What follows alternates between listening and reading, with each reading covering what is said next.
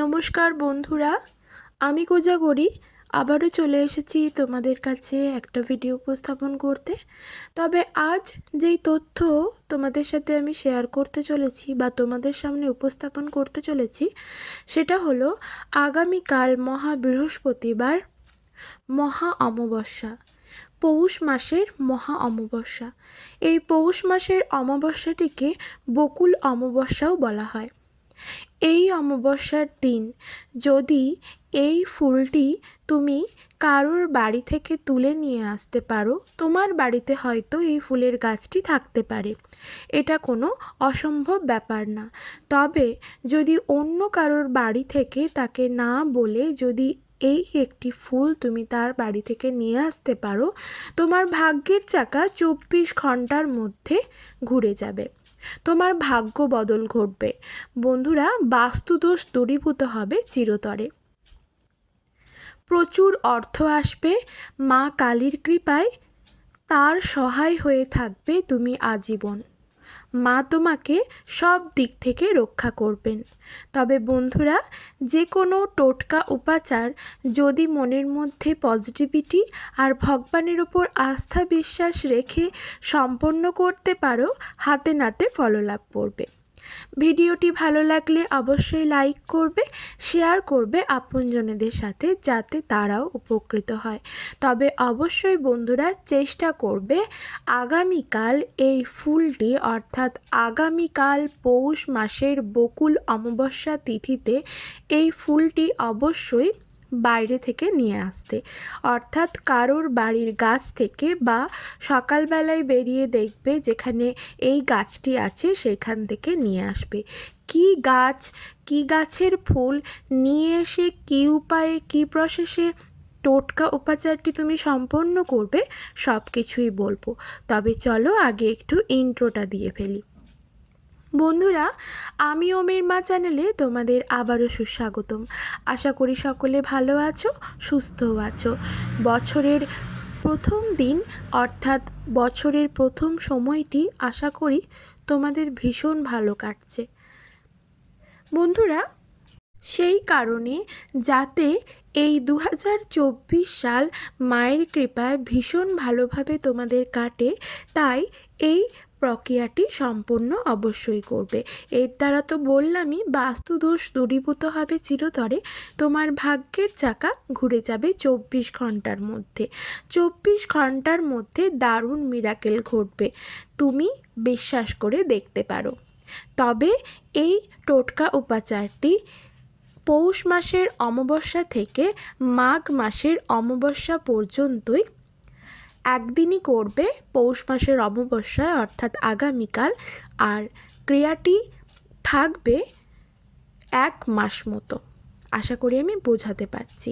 আরেকটু ডিটেলসে বলে দিই, যেই ফুলটা তোমাদেরকে বলবো সেটা অবশ্যই এতক্ষণে বুঝে গেছো মা কালীর বা মা দুর্গার চরণে নিবেদন করতে হবে। সেই ফুলটিকে লাল শালুতে মুড়ে তোমাকে 1 মাস রাখতে হবে। কিভাবে কি করবে তো চলো এবার বলে দিই।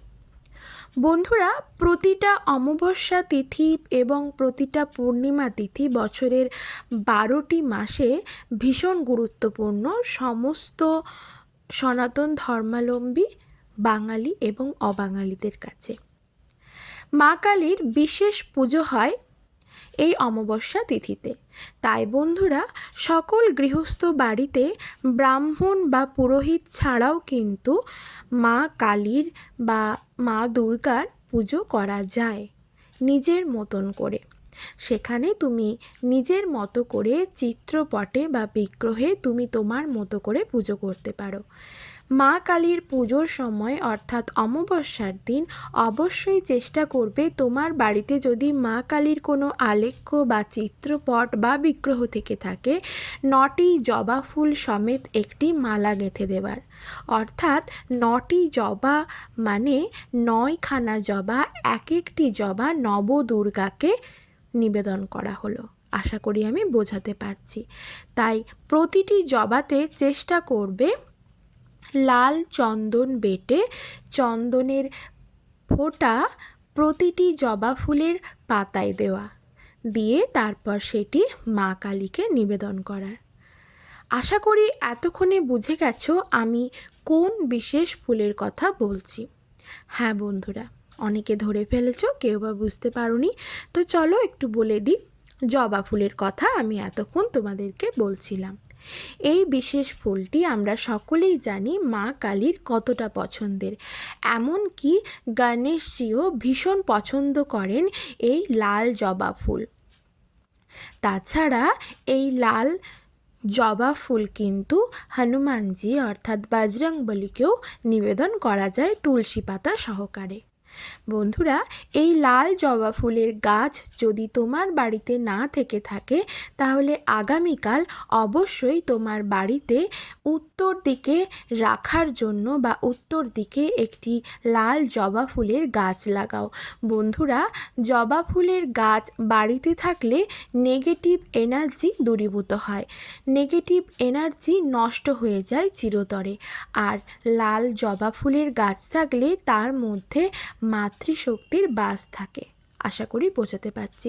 যে কোনো জবা ফুলের গাছই মায়ের বাস থাকে, আমরা সেটা সকলেই জানি।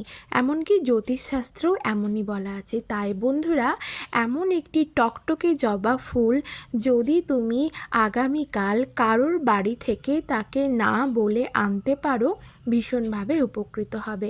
আমি জানি কোনো জিনিস কারোর কাছ থেকে না বলে নেওয়া মানে সেটাকে চুরি করা বলে, কিন্তু বন্ধুরা, যেহেতু এটা টোটকা উপাচার, একটা ফুল যদি সকলের চোখের আড়াল থেকে ভগবানের পায়ে নিবেদন করার জন্য তুমি কারোর গাছ থেকে পেড়ে আনো না বলে, তাতে কিন্তু মহাভারত অশুদ্ধ হবে না।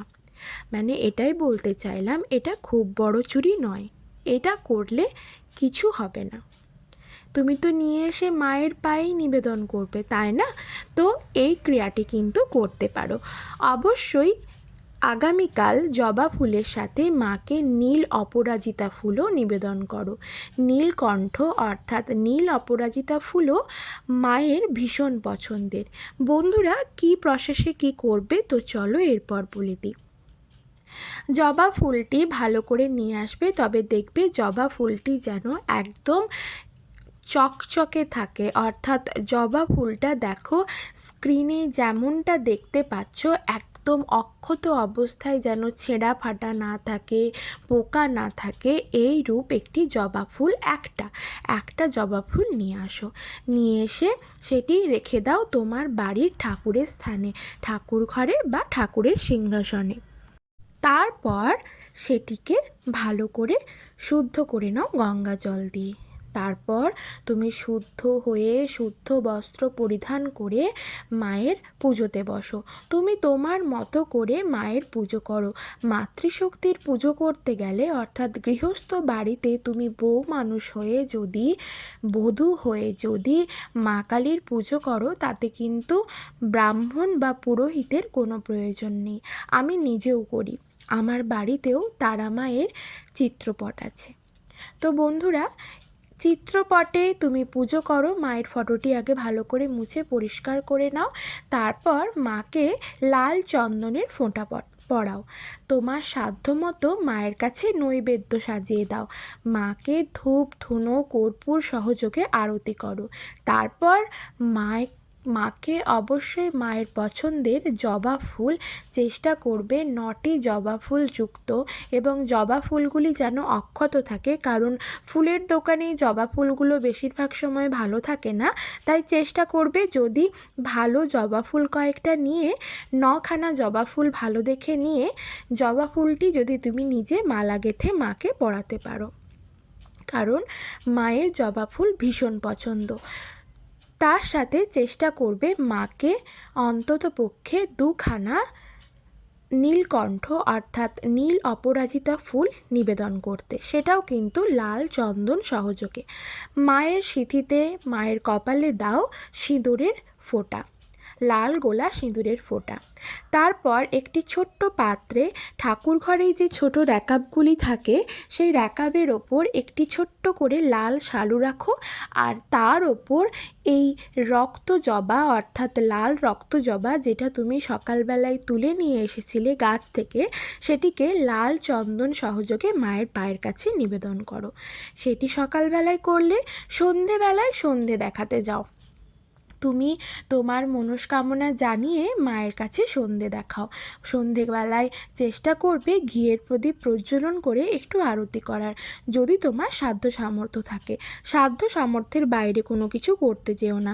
যদি সাধ্য সামর্থ্য না থাকে, ঘিয়ের প্রদীপ না জ্বালিয়ে সর্ষের তেলের প্রদীপ প্রজ্বলন করেও মায়ের আরতি করতে পারো, তবে অবশ্যই একটু কর্পূর জ্বালিয়েও মায়ের আরতি করবে।